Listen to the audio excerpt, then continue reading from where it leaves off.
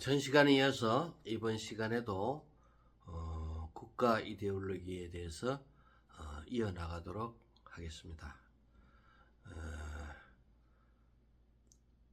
국가가 이제 국민에 대한 규제를 제한하고자 할 때는 그 영역이 과연 국가의 간섭이 필요한 문제인지, 국가의 행정 처분이나 사법 처리가 과연 국민에 대한 올바른 정의의 길인지에 대한 균형 모색이 결핍되는 경우가 많다라는 것을 한번 생각해 보도록 하겠습니다.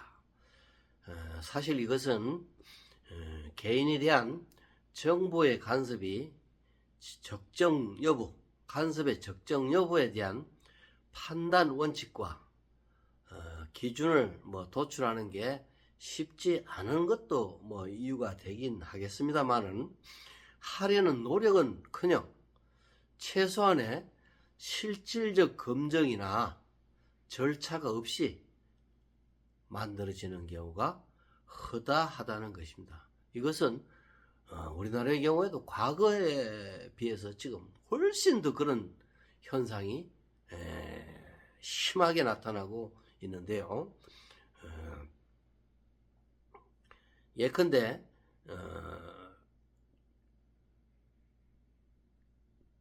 개별 각 개인에게 직접적으로 미치는 영향은 제도는 아니긴 한데, 공수처 설치라든지 검찰의 수사권 제한 같은 것, 이러한 것들은 국가 100년 대계의 문제인데도 불구하고 큰 그거 없이 한두 달 만에 이루어지는 이런 문제, 이것이 바로 입법의 난맥이고 큰 문제가 아닐 수 없다는 것입니다. 물론 이것은 개인의 행복과는 나도 조금 먼 얘기이긴 합니다만, 사실 그런 경우도 엄청 많다는 것입니다. 우리가 알지 못하는 사이에 이루어지는 어떤 그런 것들. 기스타브 로봉이라는 사람은 국회 이런 모습에 대해서 이런 지적을 한 바 있습니다. 국회는 단지 흐름에 자신을 맡기는 무책임한 자세로 거수기 역할만 하고 있다.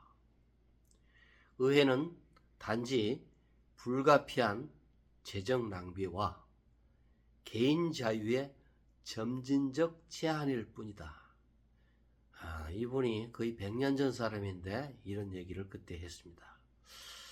라고 의회의 역할을 극단적으로 비판하고 있습니다. 지금의 국회의 모습과 똑같지 않은가요?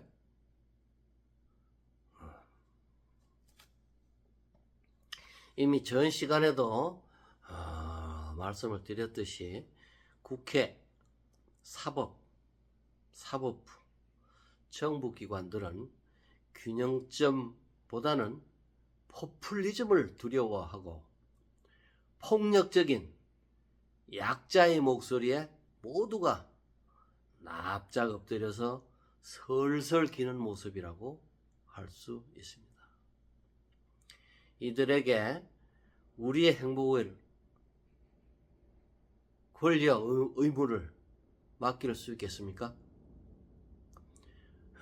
여기서 국가에 대한 루소와 홉스의 견해를 짚어보고, 과연 국가가 어떤 스탠스를 취해야 하는지, 적절한 것인지를 한번 생각해보는 시간을 가지도록 하겠습니다.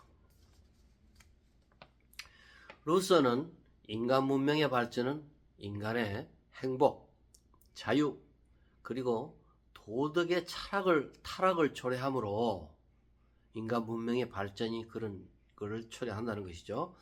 행복의 본 모습인 자유나 자연스러움보다는 개인의 평등을 악화시킨다고 하면서 자연으로 돌아가라고 해서 국가의 불필요성을 주장했었죠. 국가라는 조직은 곧 불행으로 이어진다는 뜻입니다. 반면에 홉스는 국가가 없다면은 생존과 번식을 욕망하는 인간들은 절도와 폭력의 두려움 속에 살게 될 것이라며, 이를 통제할 수 있는 리바이어든, 즉 국가의 필요성을 주장하였습니다. 이것은 루소는 인간의 탐욕을 과소평가한 것처럼 보이고, 홉스는 현대의 복잡다단한 규제의 증가가 국민을 괴롭힐 수 있다는 것까지는 생각지 못한 것 같습니다. 국가란 국민들의 생활에 공동체 유지를 위한 최소한의 규제에 그치는 것이 가장 정당한데, 홉스의 국가론도 약영국가 수준의 규제를 기대한 것이 아닌가라고 생각이 됩니다. 따라서 차라리 국가는 약영국가가 가장 우리 국민에게는 득이 되는 것이 아닐까 한번 생각해 봅니다.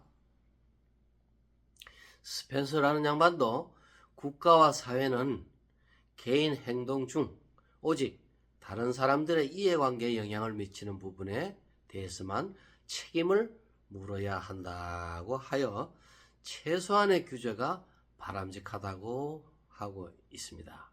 따라서 치안 등 최소한에 그치는 것을 어떤 해안으로 제시하고 있습니다. 그런데 지금의 국가들은 이러한 사고에 과연 얼마나 부합하는지 의문이 들지 않을 수 없는 것이죠. 과거 우리나라도 거대 기업에 대한 과도한 개입으로 순식간에 그룹을 망가뜨린 경우도 있고, 현재 중국의 경우 이런 사례가 많은 것으로 알고 있습니다. 심지어 어떤 이는 미국의 교육제도의 탄생 취지 자체가 시민들이 노동으로 국가에 이바지하도록 하려는 취지로 발전해 왔다고도 하지요.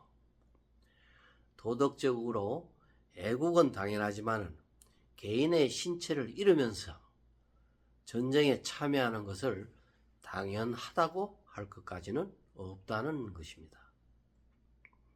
이외에도 부당한 재산권 박탈이나 부당하게 제시되는 판결, 부당한 구금도 있을 수 있습니다. 공산권 국가들이 제한하는 근로의 제한, 주거 이전의 자유 박탈, 이런 것들이 바로 국가가 개인에게 억제하는 부정적 행복의 부정적 요인이라 할 수 있는 것입니다. 그런데 국민들은 국가의 행위이기 때문에 그것의 합리성을 생각해 보지 않고 그저 당연하다고 생각하고 받아들이는 것은 문제인 것이죠. 설령 그것이 부당한 것이라 하더라도 피해를 볼까봐 애써 피하는 뿌띠 부르주아의 삶을 당연시하면서 살아가는 것은 이러한 것을 정당화해서는 안 되겠습니다.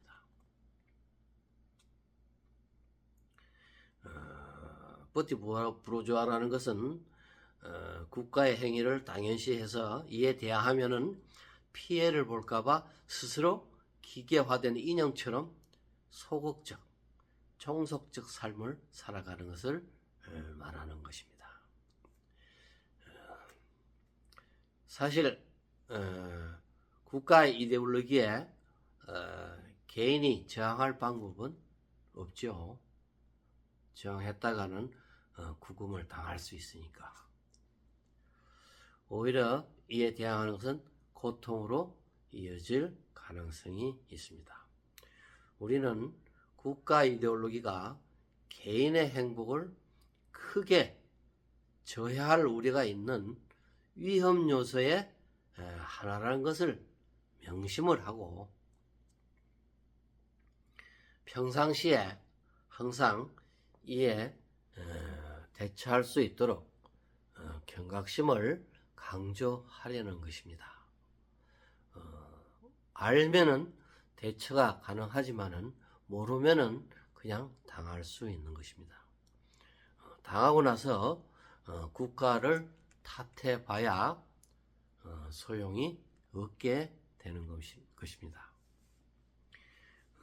조지 오웰이 말을 했듯이 국가란 항상 전체주의적 경향을 띠므로써 빅브라더, 즉 정부나 정당, 빅브라더는 대중을 통제해서 자기들의 지배의 정당성을 얻고 전체주의적 나라를 완성하려는 경향을 가진다고 하죠. 이런 경향이 있는 것이 바로 국가의 성격이다. 그렇지만 개인의 입장에서는, 개인의 행복이라는 입장에서는 분명히 국가의 그러한 행위가 크게 영향을 미칠 수 있다는 것은 우리가 명심할 필요가 있다는 것입니다. 따라서 자신의 업무와 일과 관계된 법규, 일처리, 채상권 등 업무 처리 시에는 관련 규제를 제대로 파악하고 임함으로써 현명하게 어떤 삶에서 일어날 수 있는 일을 현명하게 대처할 수 있는 그런 능력을 가지고 또 그럴 수 있다는 생각을 가짐으로써 자신의 어떤 고통이나 불행을 줄일 수 있는 그런 능력을 비치해야 한다는 것입니다. 뭐 흔한 얘기지만 오피스텔을 사고 파는 시점에 용도에 따른 세제가 달리 적용된다든지 이건 참으로 황당한 것이죠. 오피스텔 자체가 업무용으로 건축됐는데 그것을 나중에 용도에 따라서 세가 바뀌어진다, 이런 것은 어떻게 보면 국가의 어떤 책임이라고 저는 봅니다. 이건 아주 국민을 매우 피곤하게 하는 어떤 사례의 하나다. 또 최근에 또 오피스텔 얘기가 나왔으니까 말입니다만은 신규 오피스텔 구입자에 대해서는 주택으로 인정하지 않겠다. 기존에 그걸 가지고 있는 사람 뭐냐? 이런 것들은 참 매우 불공평한 정책이지만은 어느 누구도 이 시비를 걸 수가 없습니다. 개인이 어떻게 보면 책임지고 개인이 감수해야 하라, 이런 것과 마찬가지인데 그 감수의 적정성이 전혀 없다는 것입니다. 아무튼 이 장의 목적은 국가 이데올로기라는 것이 개인의 행복 관점에서 큰 영향을 미칠 수 있는 변수의 하나임을 명심하라는 그런 취지의 시간이었습니다. 감사합니다.